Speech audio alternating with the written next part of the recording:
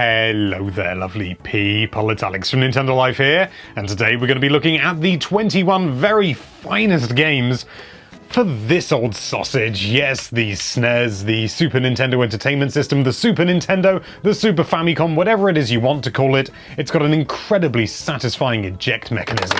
I love this thing. This is my original SNES. It's the one I grew up with, and well, you can probably tell because it's yellow as hell. And I have thought about retro-brighting it, but kind of feels like buying cosmetic surgery for your mother. This thing raised me. Let it age gracefully. These 21 games are not our decision, but yours. Yes, you, the lovely people over on NintendoLife.com. You voted for all of these, so if there's anything missing, you've no one to blame but everyone. These games are indeed ranked, and many of them are available on the Nintendo Switch or in another sort of modern, accessible medium.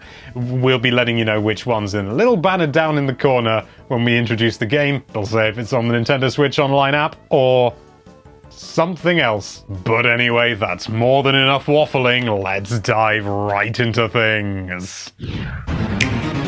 Starting things off, we have Contra 3 The Alien Wars, which was never called that in Europe. It was called Super Probotector and just had robots. It was stupid. Unlike a lot of SNES games, this one still absolutely stands up today and has lost very, very little of all that lovely luster that gave it all the attention that it deserved back in the day. The presentation, the frenetic combat, it's still fun to dive in and just have a blast, and is basically one of the standouts, if not the absolute pinnacle of its genre, even by today's standards. And it's available on the Switch as part of Konami's Contra Anniversary Collection, so you've got no excuses. Well, maybe money.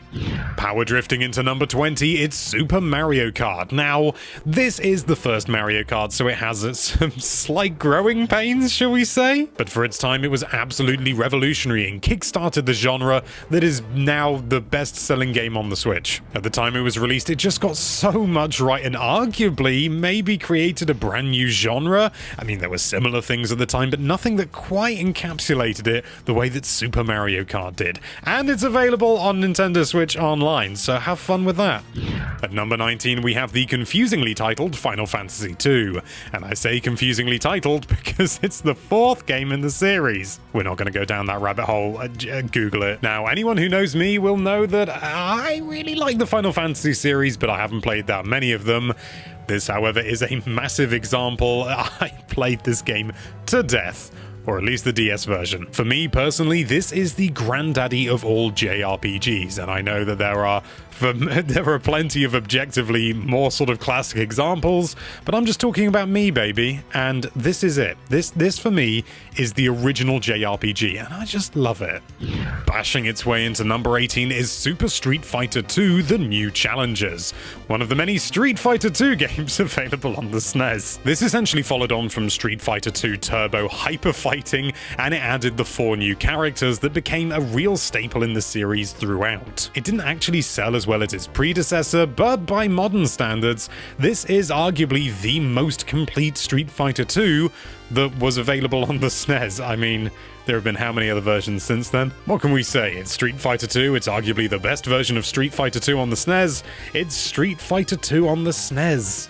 At number 17, we have a slightly undersung hero, Terranigma. This game did get a bit of a bad hand, coming out at pretty much the end of the SNES's life cycle, and indeed JRPGs being so abundant at the time, but even then there is something very original and very refreshing about Terranigma. For starters, it's not turn-based, so is it really a JRPG?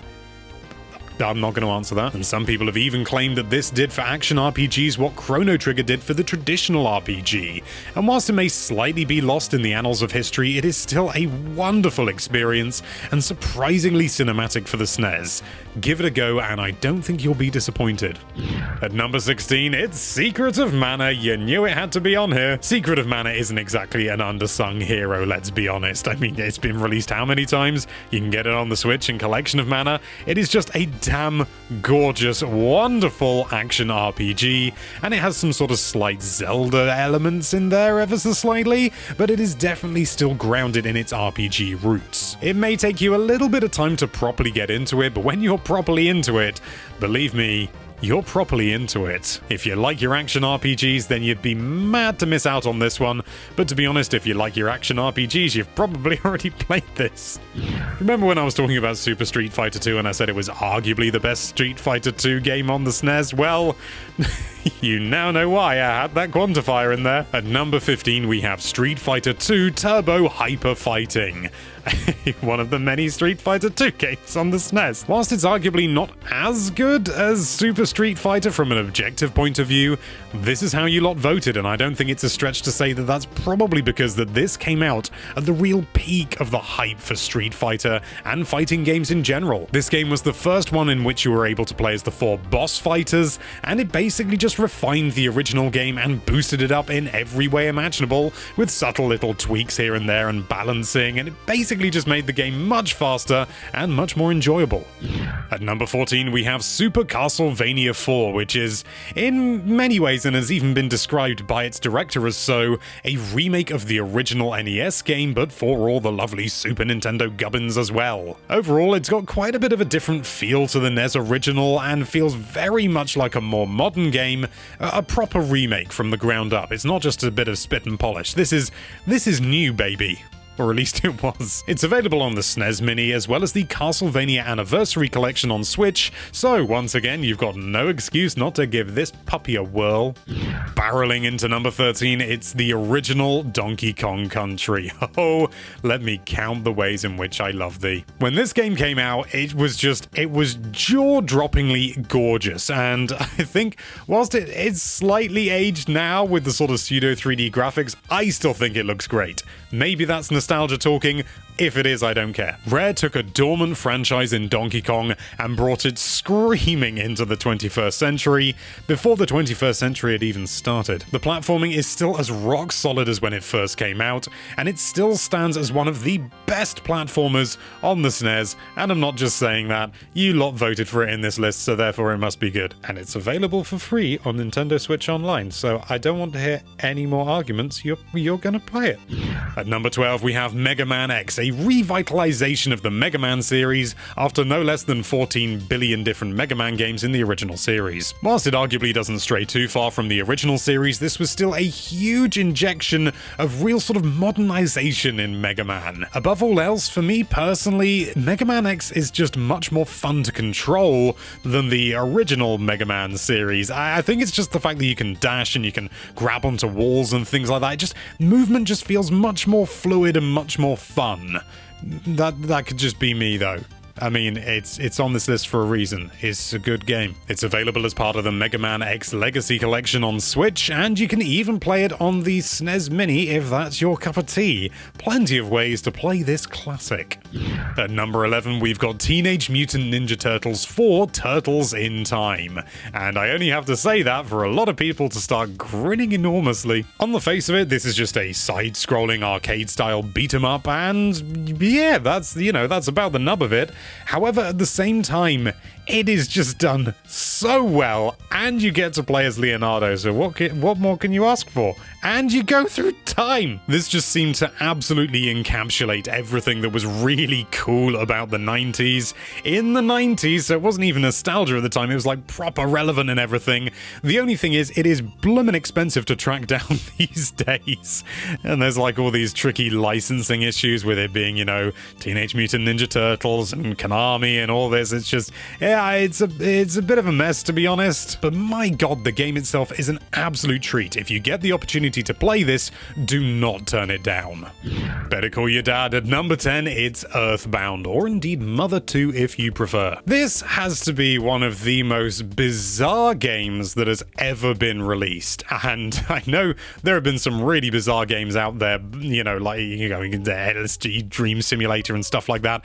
But this is also just in and of itself an amazingly fun game. Even if you were to strip out all of that weird stuff, it is just an incredibly good RPG with an amazing story and some of the worst advertising ever. Seriously, this was so poorly advertised. It wasn't even released in Europe. It was that badly advertised. But now we can play it in various different forms. It's on the SNES Mini. It's on the Nintendo Switch Online app. It is just a wonderful game. It is a bit of an investment, I would say, time-wise, but if you've got got some time, or, you've got a bit of a gap in your backlog, I can't imagine what that would feel like, then whack this game out. It's got some bits that have aged a little bit, but overall, it's very easy to overlook those because this is just an absolute treat, and there is nothing else like it. Well, I suppose Undertale, but that's not surprising. Eking and ooking into number 9, it's Donkey Kong Country 2 Diddy's Kong Quest. Oh my word. If you like the original Donkey Kong Country, or you just like the look of it from this list if you've never seen it before, which, that's impressive but not impossible, this game basically improves upon absolutely everything that the original game did, with a new interesting setting and, well, not a new villain, but a slightly different variation of King K. Rool. It introduces Dixie Kong. It doesn't include Donkey Kong properly. I mean, he is technically in there, but realistically, he's not. And the result is one of the best platformers that has ever been released. It's got brilliant charm, excellent characters. I would say this does look better than the original. I think maybe it's just something to do with the theming, but I think it stands up really well even today. Some people will argue that the original is better, and John will argue that the third one is better just because of one particular character. But not only can I not argue with this list, I have to encourage and agree with it. Donkey Kong Country 2 Diddy's Kong Quest is the best of the original 3. What's that under that Mii costume? Why, it's number 8, which happens to be Super Mario RPG Legend of the Seven Stars. I'm sorry I had to. For slightly younger generations, this is a game that kind of gets a little bit kind of pushed to one side, because we've got so many Mario RPGs these days, with the likes of Paper Mario and the Mario and Luigi series, but this is where it all started. This is the OG. And it still stands up today, and all that wonderful sort of time-based, button-pressing combat.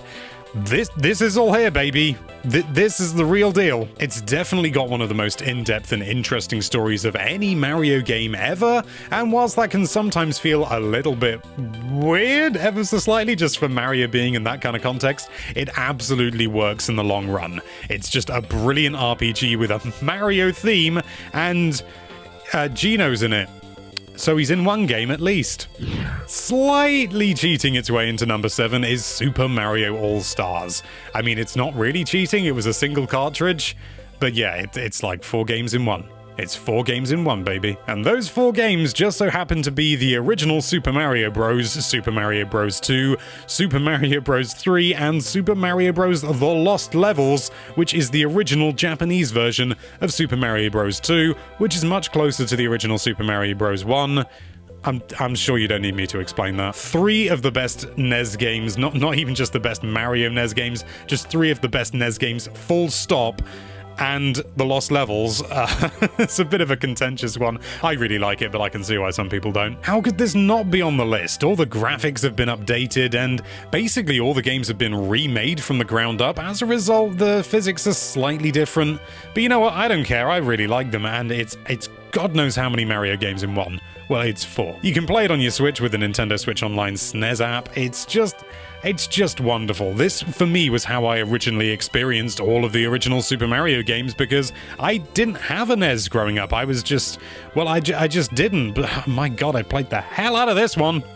Tonguing its way into number 6 is the slightly misleadingly titled Super Mario World 2 Yoshi's Island, much more colloquially referred to as just Yoshi's Island. Nobody can deny it, this game is a masterpiece, and it looks amazing even today. This game, I swear, hasn't aged. The Yoshi series may be a little bit more hit and miss these days, but this game is just flat out incredible. And whilst, yeah, Baby Mario may be a bit of a pain in the arse to say the least, he's a pain in the arse, isn't he? But it's fine, just don't get hit and you'll have the best Yoshi experience you can possibly have on the SNES.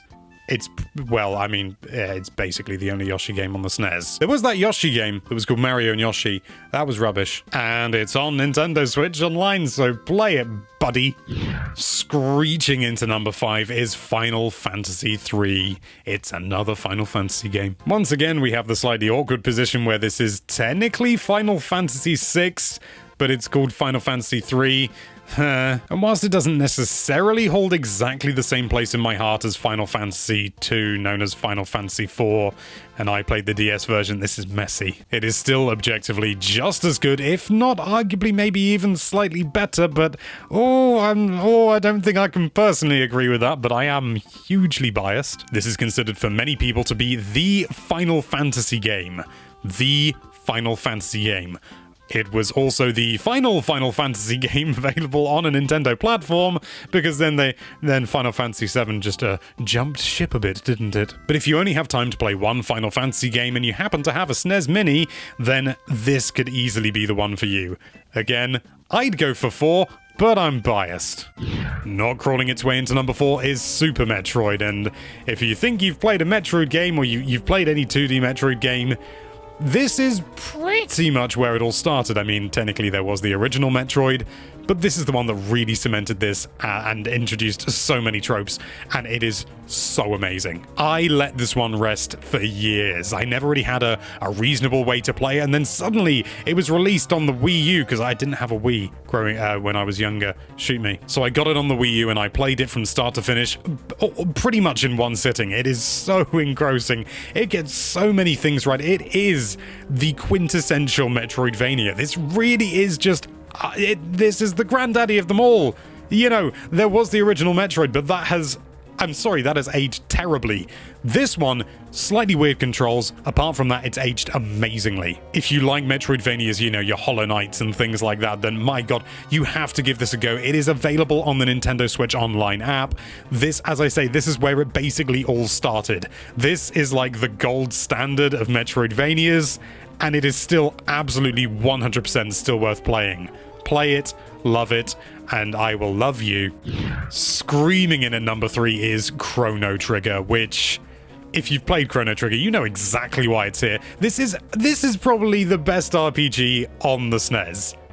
It just is. You've got your Final Fantasies and they're great, but Chrono Trigger was just something so different and so bold and so well written. There are like modern games that don't even come halfway as close to being as well written as this, and I mean well received story games. This game, I don't know how they managed it. I don't know how they managed to cram all this onto a SNES cartridge, because it is incredible. The story is engaging. You really care about the characters, and it manages to play with time travel, but without it being confusing. Oh my word. I genuinely think that this may well be the best implementation of time travel in a video game ever. Like, seriously, it is just so seamlessly included, but at the same time, it's not like it's not there. It's real and it's there, but it's not confusing and it's still wonderful. Oh! Sadly, it's not available on the SNES Mini or the Switch Online app.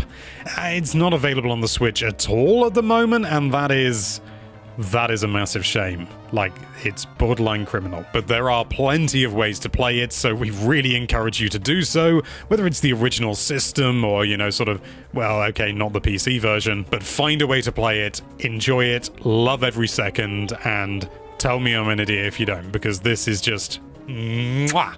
At number 2, you knew it had to be in here. Yes, The Legend of Zelda, A Link to the Past. Now, you're gonna crucify me for this. I have still never completed this game. I know, it's terrible. It's really, really terrible. I have started playing it so many times, but I've never got around to it. And it's terrible, and it's awful, and this is basically the Super Metroid of the Zelda series. Undoubtedly. And I have played it, and what I've played, I have enjoyed incredibly. This is like where it all started, realistically.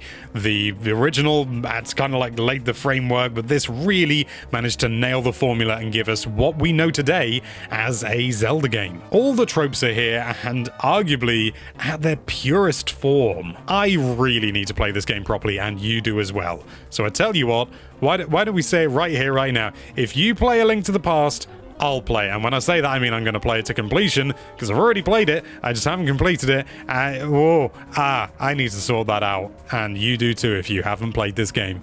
And at number 1, it's a game I have played to completion. Probably too many times. It's Super Mario World. This is This, for me, is the best 2D Mario game, flat out. I know there are some people who are going to say, oh no, Super Mario Bros. 3 is better, but you know what? No, this is the one I grew up with, therefore objectively it's the best. The graphics, the sights, the sounds, the physics, Yoshi, the cape is way better than the Tanuki Leaf, I'm just saying. I could play this game to completion for the rest of my life. I mean, I'd like to do some other things in between, but you know. I genuinely believe if you just gave this a new coat of paint, like, I don't know, you made it 3D or something like the new Super Mario Bros. Game, but kept all the physics, all the gameplay, absolutely everything else intact, Nintendo could sell this as a full-priced game. This is so ahead of its time, and it is so timeless at the same time. Time. I honestly have difficulty expressing just how much I love this game, and it absolutely deserves it. I can't think of a single better game to have at number 1 here than this. It is the SNES game. If there is one SNES game, it's this one. Thankfully, it isn't the only one, because for an entire console to only have one game would be terrible. There is so much to have fun with here, so much to replay, so much to perfect. You know, you can go through and you can perfect the way you go through, and the beautiful game design, like the fact that when you take a hit, you properly, like, the game freezes. And I know that isn't unique to this, but the animation's so smooth, and it, like, lets you know, and that reminds you that you don't want this to happen, because you want to keep moving, you want to keep flowing, you want to keep running along and getting to the exit. And then there's the keys, so you get to the secret exits and the star world, and oh my word, there is just so much about this game that is just, in my mind, so perfect. So unbelievably perfect. If you play one game from this list, play this one. You've probably already played it, and no, play it again. Do it. And there you have it. Those are the 21 best SNES games as voted for by you. Was there something missing? As I alluded to at the beginning, there may well be, because everyone has their own opinions. Let us know yours in the comments down below. Thank you so much for watching. If you like this video, then why don't you finally think of a way that you'll maybe be able to get rid of those scuffs on that subscribe button. And be sure to check out nintendolife.com for all sorts of lovely Nintendo-related content. Thank you again for watching. Bye-bye.